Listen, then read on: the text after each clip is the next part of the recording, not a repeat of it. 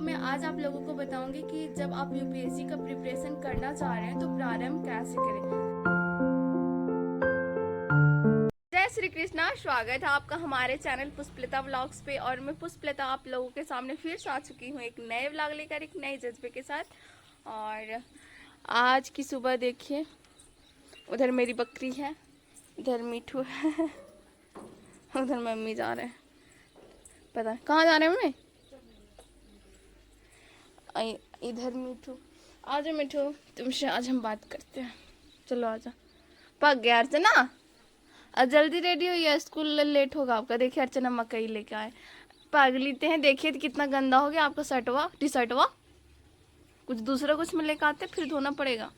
तो देखिए इधर है सब्जी, आलू और नहीं, आलू नहीं, क्या बोलते हैं उसको, कच्चू, कच्चू का सब्जी। इधर लौकी का सब्जी, इधर चावल। अरे लौकी के सब्जी में धनिया डालना भूल गए। इधर रोटी, ये ऊपर वाला रोटी जला हुआ, ये रात का रोटी है। और इधर मकई भी गुड़िया ला के रखे।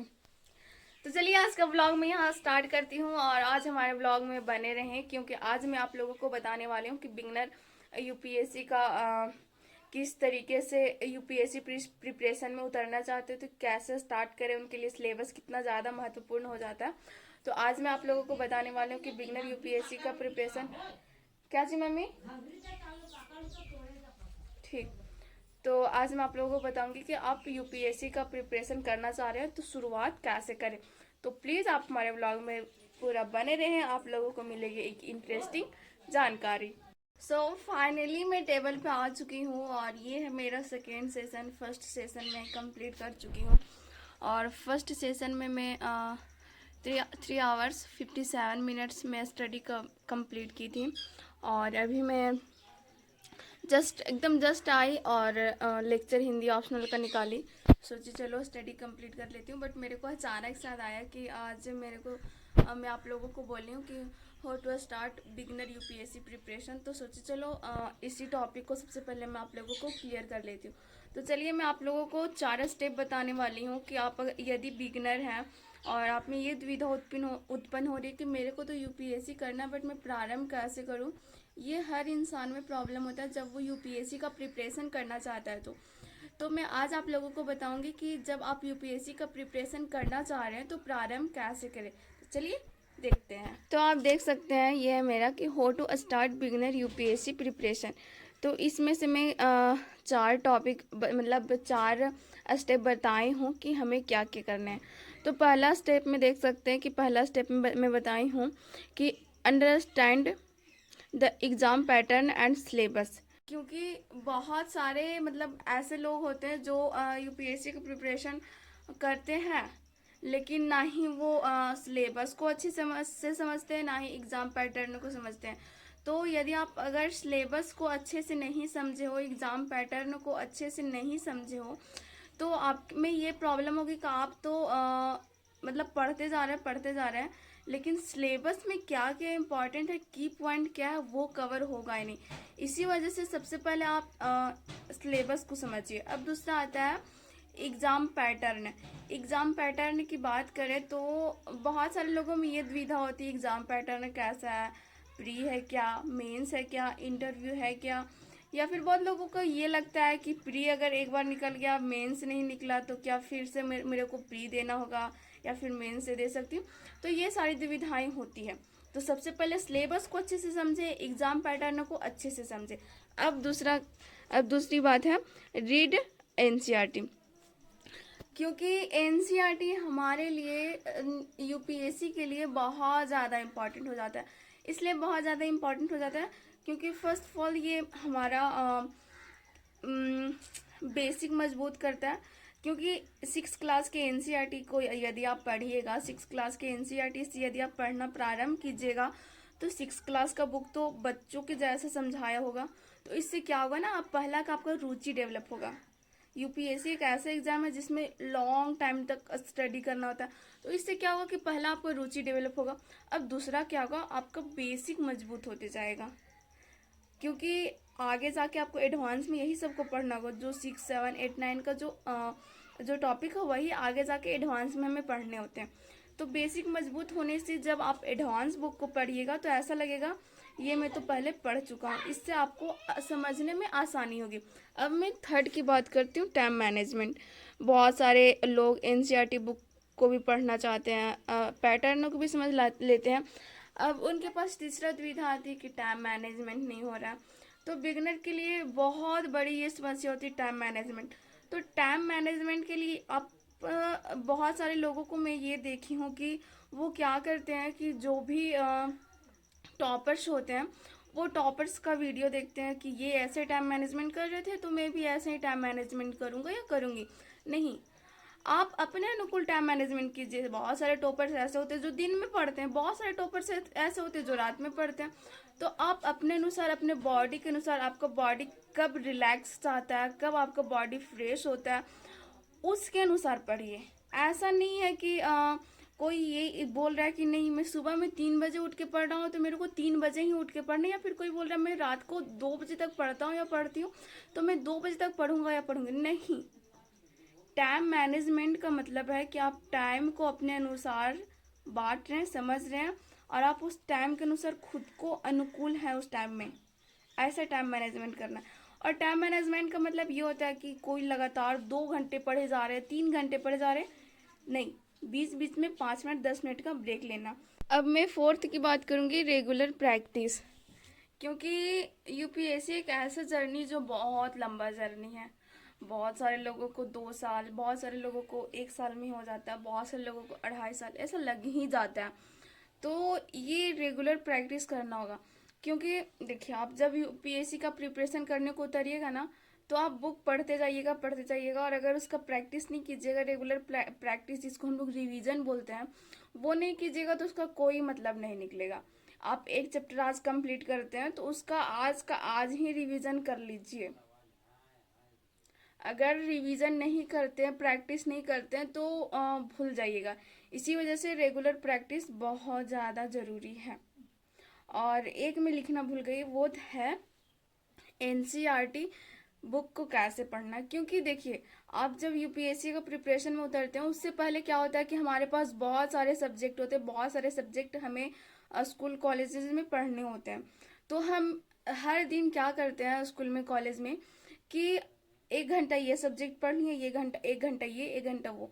तो हमारा जो माइंड होता है ना, वो मेरा, हम लोगों का माइंड होता है कि चलो एक दिन में 3 से 4 सब्जेक्ट, 5 सब्जेक्ट ऐसे कवर करते हैं। हमारा माइंड तो इस अनुकूल में ढल चुका है। बट यूपीएससी का सिलेबस थोड़ा वास्ट है, बड़ा है, तो हमें ऐसा नहीं करना, उससे टाइम बहुत जाता है। हमें एक दिन में 2 सब्जेक्ट ही लेके चलने हैं।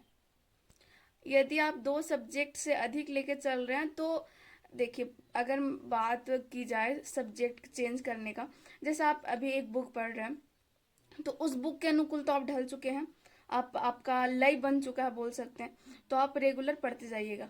बट आप बार बार बुक को चेंज कीजिएगा तो दूसरा बुक पढ़ने के लिए उसके अनुकूल ढलना होगा। तो एक दिन में 2 बुक ही लेके चले, उससे अधिक ना लेके चले। और एक मैं और बोलना भूल गई थी, क्या सोची थी कुछ, तो वो मेरे को याद नहीं आ रहा है क्या मैं सोची थी। बट कोई बात नहीं, चलिए, ये अगर इतना फॉलो कर लेते हैं तो आप देखिएगा आपका धीरे धीरे रुचि डेवलप होते जाएगा, और आपका जो होता है ना रास्ता क्लियर होना, वो रास्ता क्लियर होते जाएगा। बट इसे आपको ईमानदारी से फॉलो करना होगा। ऐसा नहीं कि आज पढ़ें, कल गोलमाल, फिर परसों पढ़ें, फिर गोलमाल, एक दिन 10 घंटा पढ़े, फिर गोलमाल, ऐसा नहीं करना है। आप अगर रेगुलर पढ़ रहे हैं, मैं यहाँ पे रेगुलर प्रैक्टिस क्यों लिखी हूँ ना, यदि आप 5 घंटा ही पढ़ने का आप में क्षमता है पूरे दिन में तो आप 5 घंटा ही पढ़िए। बट एवरी डे, दुनिया इधर से उधर हो जाए बट आपका 5 घंटा कभी 3 घंटा में तब्दील नहीं होना चाहिए। हाँ, ये सच है कि महीने में 2 से 3 दिन ऐसा होगा जब आप नहीं पढ़िएगा, ये बात बिल्कुल श्योर है। क्योंकि मैं खुद भी ये चीज़ खुद में की देखी हूँ, इसी वजह से बोल रही हूँ। शायद किसी और के साथ ना होता, बट मेरे साथ ऐसा होता है कि महीना में 2-3 दिन ऐसे होते जिस दिन मैं बिल्कुल भी नहीं पढ़ती हूँ। तो ये फॉलो कीजिए। यदि आप बिगनर है तो, या आप बिगनर भी नहीं है, आप अगर मतलब थोड़ा आपका सिलेबस भी कवर हो चुका है, तब भी ये बेस्ट स्ट्रैटेजी है यूपीएससी प्रिपरेशन के लिए। तो आप इसे फॉलो कीजिए और देखिएगा आपका रिजल्ट सामने आएगा। बट ईमानदारी से फॉलो करना होगा, ऐसा नहीं कि एक दिन फॉलो किए दूसरा दिन नहीं किए, ऐसा नहीं होना चाहिए। आप रेगुलर फॉलो कीजिए, देखिएगा आपको एक आप में खुद में बदलाव और बोलते ना उत्साह और ऐसा लगेगा हमसे हो जाएगा। हाँ, मेरे को याद आ गया क्या मैं सोची थी।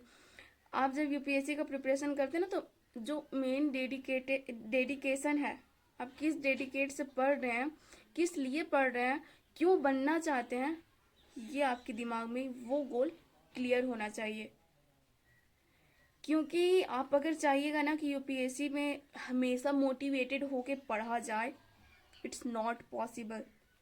I am not joking, it's not possible.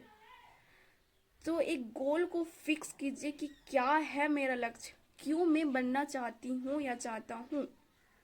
तो चलिए, आप लोगों को समझ में आ गया हो कि मैं क्या बोलना चाह रही हूँ, और साथ में अब मैं अपना स्टडी स्टार्ट करती हूँ। और बीच में मेरा मोबाइल बहुत ज़्यादा हॉट हो गया था, तो मैं थोड़ा सा पढ़ भी ली थी। उसके बाद फिर कुछ देर बाद फिर वीडियो को रिकॉर्ड की। तो चलिए फटाफट से अपना स्टडी स्टार्ट करते हैं।